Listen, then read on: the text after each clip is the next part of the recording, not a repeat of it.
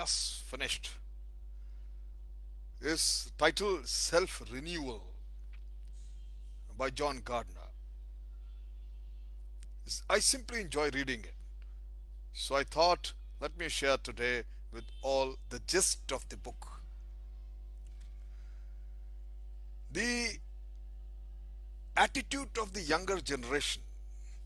It talks about the attitude of the younger generation complaining that the modern thunderstorm, the modern world no longer clears the air. And the same attitude is beautifully expressed in the melancholy lines by a poet. It says, "To whom can I speak today? The gentle man is perished. The violent man has access to everything. The violent man has access to everybody. The iniquity that smites the land, it has no end. The earth is surrendered to criminals." The writer's nostalgia for an older, gentler, more righteous time strikes as very modern. But the poem was written by a man complaining, contemplating suicide after 4,000 years ago.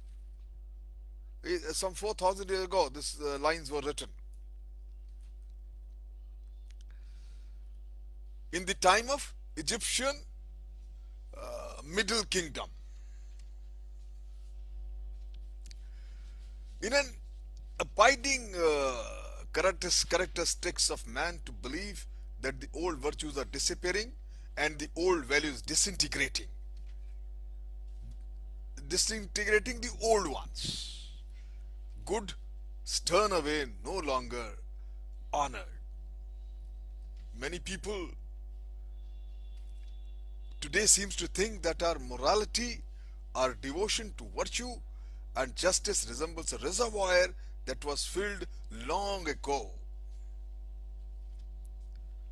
About the time, actually maybe the time of our grandfathers, and has been seeping away ever since. But our grandfathers thought that the reservoir had been filled by their grandfathers, and so on and on, and had seeped away, has been seeping away ever since. And their grandfathers thought the same. Why? Why then isn't the reservoir empty? It is never getting empty. It is just seeping away. Every generation thinks so. The answer is that the moral order undergoes regeneration as well as decay. Men are always complaining the old symbols, drifting away from the old truths.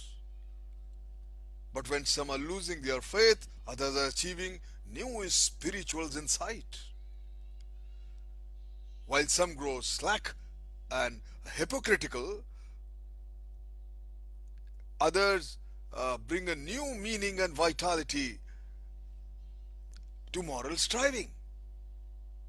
And that is how most of us play our role in reshaping our society's values, the author says, and I truly convinced.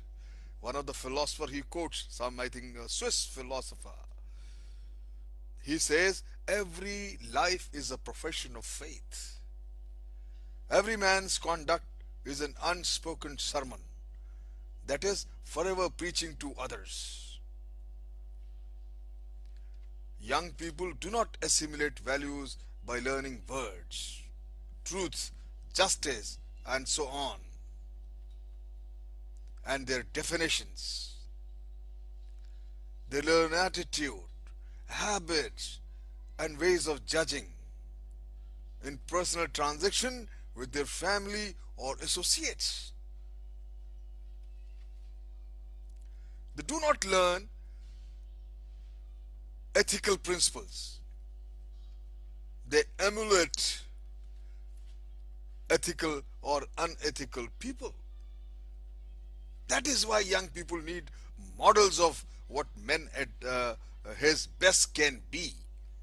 My friend, each generation presented with victories that it did not win for itself must itself rediscover the meaning of liberty, justice, the words on the monuments written everywhere. Generation that has fought for freedom may pass that generation on to the next generation, but it cannot pass on the intense personal knowledge of what it takes to win freedom, my friend.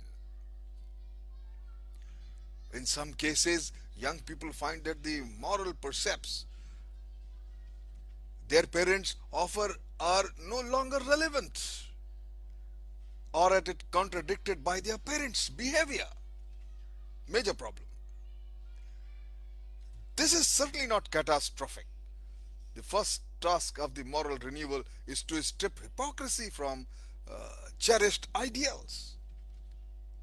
Young people, with their freshness of vision and wisdom, rebelliousness of mood, are very well fitted to accommodate the modern world and the changing values.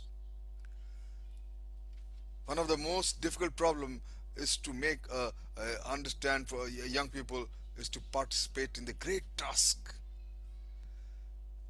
in the accommodating with the modern times, the present times. We should be telling young people, I feel, the grim but the break the truth that it is their task to face the dilemmas and the catastrophes in their own time to recreate the cherished values in their own behavior. I think we should be telling them that each generation refights the critical battles and the either brings new vitality to the ideals or allow them to decay.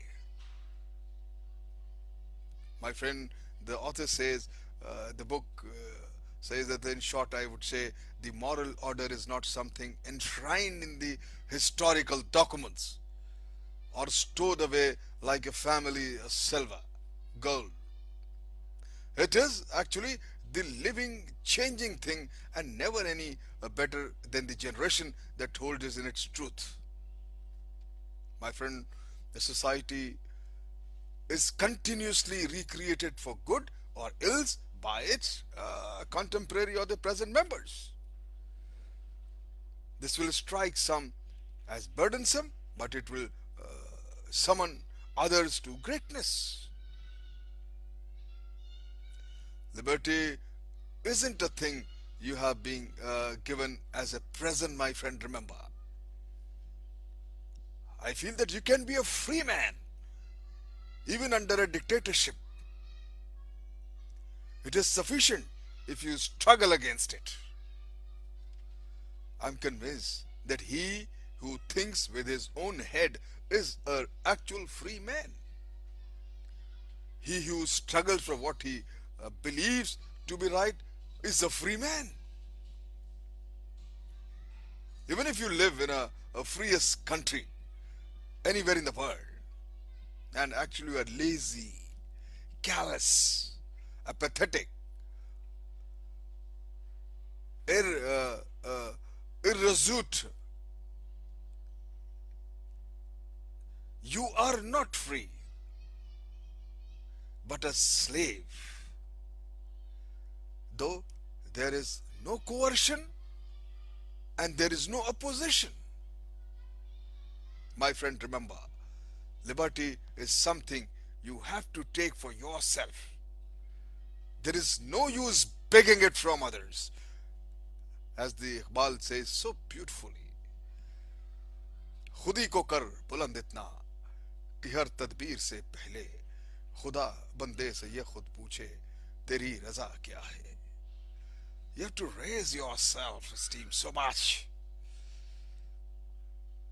that even the God is compelled to ask you, tell me, my son, what do you want? And the biggest value the book recommends for the young people is to see, in short, that your requirements are kept to the least and as little as possible, because that's the only way nobody will be able to twist your arms, and you can only be a real free man then.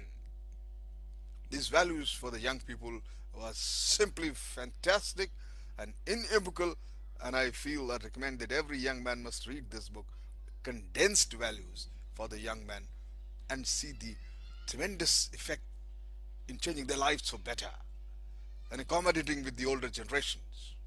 Thank you very much.